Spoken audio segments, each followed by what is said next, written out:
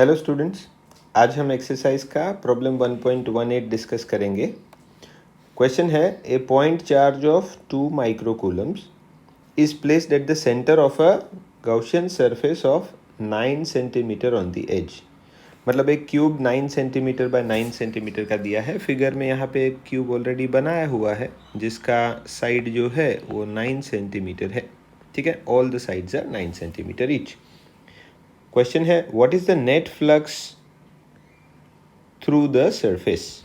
मतलब सारे के सारे सरफेसेस में से नेट फ्लक्स कितना होगा। तो the first information that we have is charge placed at the centre of the cube is 2 microcoulombs which is 2 into 10⁻⁻⁶ coulombs. अब गॉसेस लॉ के हिसाब से फ्लक्स कैसे करते थे अपन। Gauss's law says that the net flux through a closed surface is equal to charge enclosed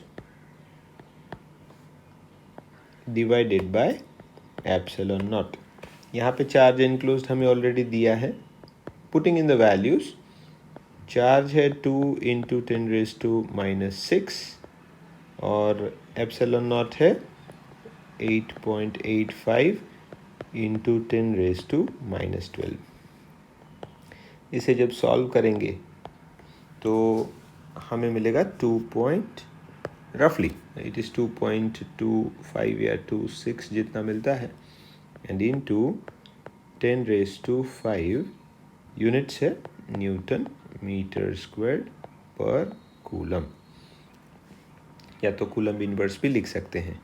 This is the net flux that will pass through a cube if a charge of 2 microcoulomb is placed at the center of the cube.